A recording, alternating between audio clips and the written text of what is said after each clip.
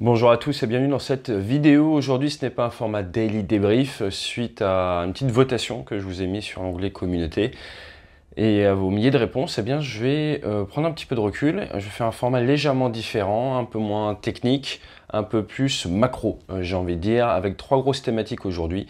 La première autour de la prise de recul, la deuxième autour de ce que l'on peut apprendre à l'instant T d'un point de vue logistique des armées russes, et le troisième autour de ma projection, de ma vision sur quels sont les indicateurs importants à surveiller pour la suite du conflit entre la Russie et l'Ukraine, et tout ça après le jingle.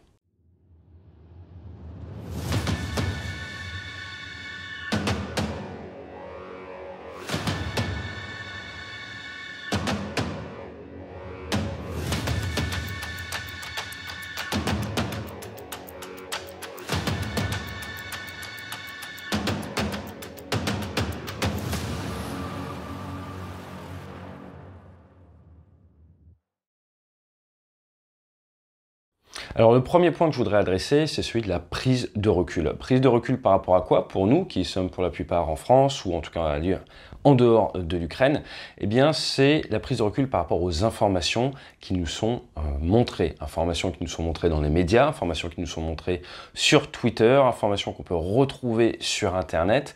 La liberté d'expression n'est pas forcément à la fête ces derniers temps, et il faut savoir mesure garder. Ce que je veux vous faire comprendre, c'est que quand vous avez des images Twitter, quand vous avez des images d'un coin de rue, ce que vous voyez, eh bien, c'est un champ de bataille au travers d'un prisme qui est celui d'une paille. C'est-à-dire que vous voyez un instant zoomé sur un coin à un moment donné. Cela rend très complexe de se faire une représentation globale de la situation.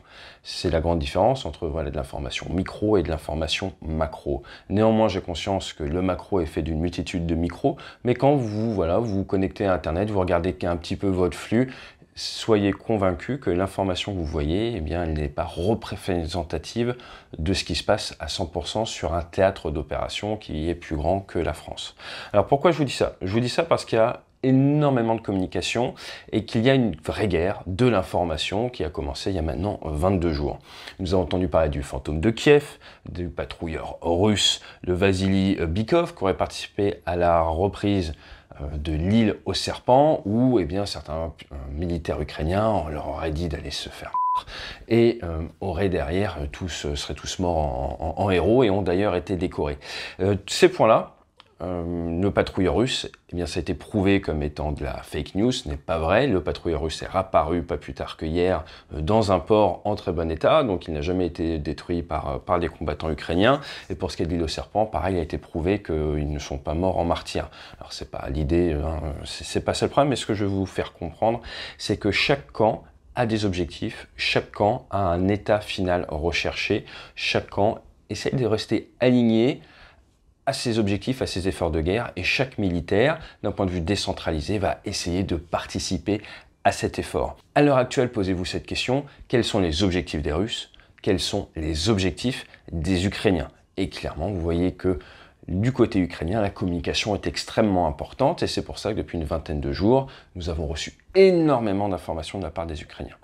Ça fait partie de leur plan, je le comprends tout à fait, mais le point sur lequel je veux insister, c'est qu'il y a énormément de fausses informations qui circulent. Ne prenez pas tout pour argent comptant, et c'est ce que nous essayons de vous partager dans les daily débriefs, essayer de prendre du recul par rapport aux informations. Donc ça, c'est, je pense, le point le plus important. Alors maintenant, vous allez me dire, oui, mais comment est-ce qu'on peut faire pour essayer de s'informer le mieux possible? À votre place, je prendrai du recul par rapport aux informations qui me sont proposées, et j'essaierai de trouver des informations qui proviennent du camp adverse également. Essayez de trouver des informations qui sont proposées par les Russes. Vous, d'un côté, vous avez blanc, de l'autre côté, vous avez noir, et à partir de là, vous pouvez essayer de trouver le juste milieu, ce qui vous permet de faire une compréhension un peu plus globale de la situation. Alors d'un point de vue russe, justement, vous aviez énormément d'images sur les soucis apparemment de logistique qu'a rencontré l'armée russe. Ce qu'il faut bien comprendre, j'aime beaucoup cette image, quand j'étais jeune, mon père était dans l'armée de l'air française, il était pilote bombardier sur Mirage 4A, donc il a participé à la guerre froide, et son objectif en Mirage 4A, c'était s'il y a besoin, il devait décoller et aller tirer une arme nucléaire sur l'URSS. C'était en cas de représailles si la France devait être attaquée nucléairement par l'URSS. Donc quand j'étais jeune, il m'a expliqué de manière très simple en fait l'effondrement de l'URSS. Ce qu'il fallait bien comprendre, c'est que militairement, l'image qu'il m'avait donnée, ça m'a beaucoup marqué, c'était que les Russes pouvaient quasiment aligner un char tous les mètres le long de la frontière avec les pays de l'Ouest. Donc imaginez, hein, et vous pourrez faire le calcul si vous voulez, n'hésitez pas à le mettre dans les commentaires, mais ils avaient assez de véhicules blindés pour en gros tout le long de la frontière en mettre un, et il y avait à peu près même 10 mètres d'écart entre chaque. Ça fait peur, vous êtes d'accord. Sauf qu'il m'a dit, la raison pour laquelle ils ont perdu la guerre froide, c'est qu'ils n'avaient plus de pétrole à mettre dedans.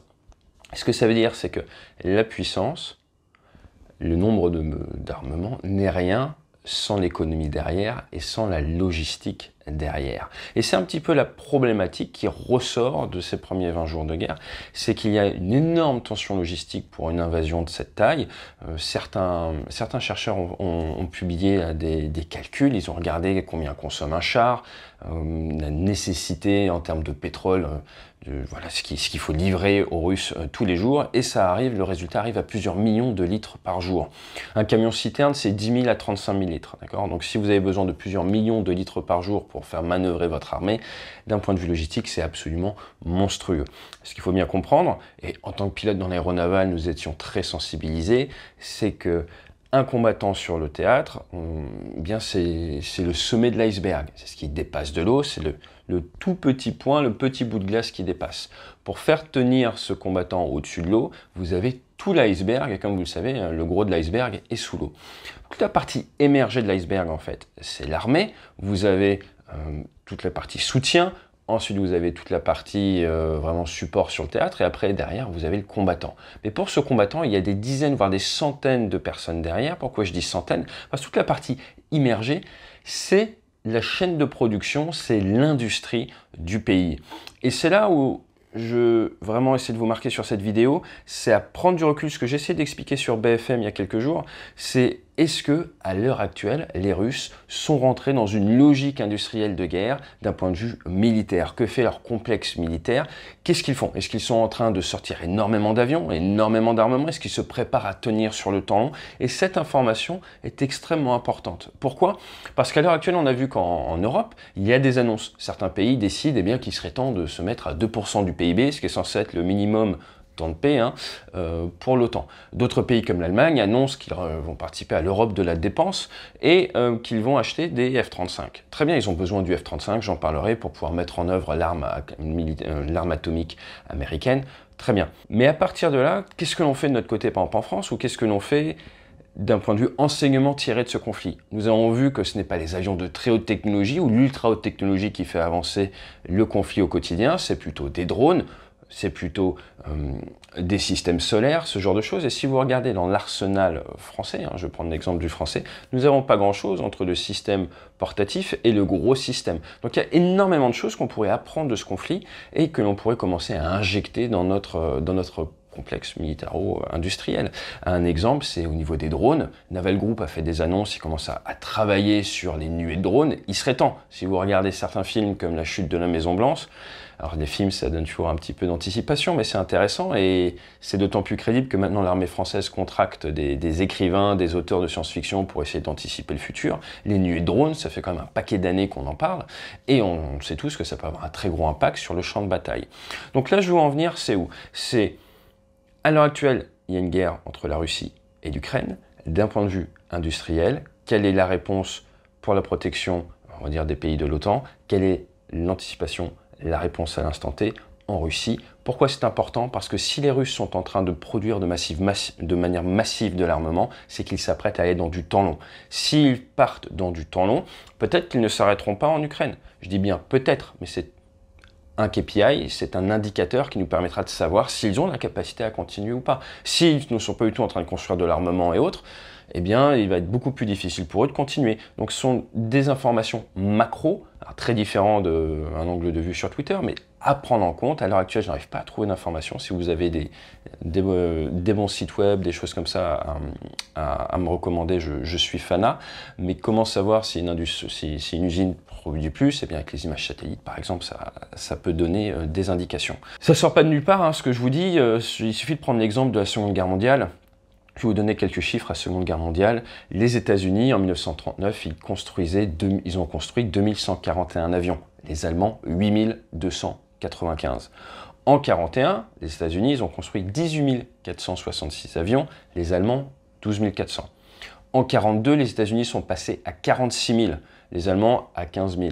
En 1943, les États-Unis sont passés à 84 000 avions fabriqués, qui sont quasiment doublés par rapport à l'année d'avant, là où les Allemands étaient à 24 000, et en 1944, les États-Unis étaient à 96 270 avions.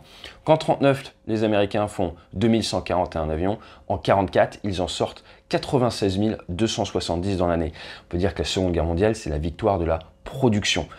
Je vous parle des avions parce que je connais, je vous parle un peu des bateaux. Pour vous donner une idée en termes de bateaux, les Américains ont commencé la guerre avec 6 porte-avions, ils ont fini avec 95. C'est juste monstrueux. À la fin de la guerre, ils avaient 1243 navires légers, ils avaient 45 816 petits navires amphibies, 8 cuirassés rapides, 45 croiseurs, 218 destroyers. C'est juste monstrueux en fait. Et un autre exemple pour les plus terriens d'entre vous qui aiment bien les chars, beaucoup de chars en ce moment en Ukraine, les M4 Sherman, ils ont commencé à être construits en 1942, 11 usines les fabriquaient, ils en sortaient 1000 par mois à un moment, ils en ont fabriqué 50 000 entre 1942 et 1944 avec le canon de 75 mm. Donc ça, c'est forcément très important, ça a un énorme impact sur le côté macro, sur ce qui va se passer. Soyez convaincus eh bien, qu'il faut prendre un maximum de recul.